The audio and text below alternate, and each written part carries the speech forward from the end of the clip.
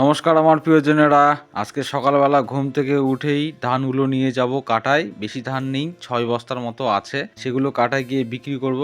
কারণ ধান আর বেশি নেই, এইটুকুই ছিল, যা ছিল সব ইঁদুরে শেষ করে দিচ্ছিল। তাই ভাবছিলাম বাড়িতে না রেখে সবগুলো বিক্রি করে দিই এবং বাড়িটাও একটু ভালো থাকুক ইঁদুরের অত্যাচারের হাত থেকে।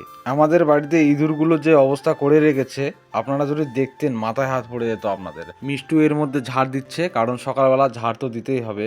আর বাড়িতে যে অবস্থা করেছে ইঁদুরগুলো, উপর থেকে মাটি ফেলায়, মানে আমাদের কোটা আছে তো, কোটার উপর থেকে মাটি ফেলায়, নিচে আমাদের ঘরে মাটি পড়ে, চোখে মুখে, মানে প্রতিদিন ঝাড় দিতেই হবে, এরকম একটা অবস্থা। যাই হোক, মা ওখানে শুয়ে আছে আর মিষ্টু ঝাড় দিচ্ছে।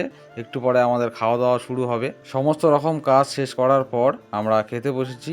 আজকের মেনু হলো মাছ, ফুলকপি এবং আলুর ভাজা। মাও খেতে বসেছে আমাদের সঙ্গে।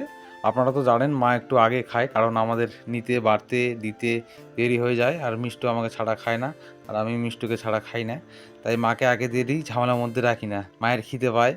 আর এখানে দেখতে পাচ্ছেন তরকারি দু রকমের। এটা হচ্ছে কালকের তরকারি, কারণ কালকের তরকারিগুলো খাওয়া হয়নি। কালকে তো জানো চাদ্দ বাড়িতে ভোগ খেতে গিয়েছিলাম। মাছও একটু বেশি হয়ে গেছে, কারণ 3টা লোকের আর কতটাই মাছ লাগে। সকালে কাজগুলো করার পর এরকম গরম ভাত যদি পাওয়া যায় খুব সুন্দর লাগে। তার সঙ্গে মাছ হলে তো বাঙালির কথাই নেই। এটা হচ্ছে কই মাছ যেটা দেখালাম, তারপর যেটা দেখছেন এটা যে কি মাছ, মিরকা মনে হচ্ছে আমার, মিরকাই হবে হয়তো। আজকের তরকারি মানে ঝোলটা, মাছের ঝোলটা করেছে মিষ্টু, এবং আজকে করেছে পাতলা রসুন আর পেঁয়াজ দিয়ে। আর কালকে ছিল আলুর ডাল দিয়ে মাছের তরকারি। মায়ের থেকে রিভিউ নিচ্ছিলাম যে মা কেমন হয়েছে। মা তো সব কিছুতেই বলে ভালো ভালো। যাই হোক, রান্নাটা খুব ভালোই হয়েছে, আমি বলবো না যে খারাপ হয়েছে, কারণ মিষ্টু এখন ভালো রান্না করে। আমাদের সকালের খাওয়া দাওয়াটা বেশ জমেছিল এবং খুব ভালো লেগেছিল খাওয়া দাওয়া। বিয়ের এই ক্লিপগুলো ভিডিওতে দিচ্ছি কারণ খুব মনে পড়ছিল এই দিনগুলির কথা, এবং দিনগুলি এত তাড়াতাড়ি পার হয়ে গেল কল্পনার বাইরে। দিন যে কত তাড়াতাড়ি কেটে যায় তা বোঝাই মুশকিল হয়ে যায় আমাদের পক্ষে, মানুষের পক্ষে। সেই পড়ন্ত বিকেলের মতো নিস্তব্ধতায় আমরা আবার একা হয়ে গিয়েছি 3জন।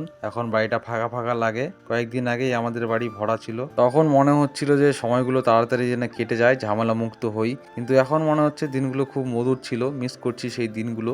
আর বাড়িগুলো একটু পুরনো হয়ে গেছে, এবং তার সঙ্গে টিনগুলো পুরনো হয়ে গেছে, বাঁধনগুলোও ছিঁড়ে গিয়েছে। এগুলোও ঠিক করতে হবে হাতে সময় নিয়ে, কারণ সামনেই চৈত্র বৈশাখ মাস। সেই মাসে কি হয়, কি রকম ঝড় হয় আপনারা সবাই জানেন। আর আমাদের বাড়ির যে অবস্থা, বাড়ির পিছন দিকে এদিকে তো মাটির দেওয়ালগুলো ভেঙে পড়বে, এবং ভেঙে পড়ার পর যে টিন দেবো না আবার মাটির দেবো সেটাই ভাবছি। আর এই সিংহাসনটা এখনো রেখে গেছে প্যান্ডেলওয়ালা বন্ধু। কোন দিন যে এটা নিয়ে যাবে তার নামগন্ধ নেই, কবে নিয়ে যাবে সেটা ওর পার্সোনাল ব্যাপার। কিন্তু আরেকটা ব্যাপার হচ্ছে, হারিয়ে গেলে তখন হবে আমার যন্ত্রণা। কিন্তু আপনারা যন্ত্রণা মুক্ত থাকুন, ভালো থাকুন, সুস্থ থাকুন এবং আমাদের ভালোবাসতে থাকুন।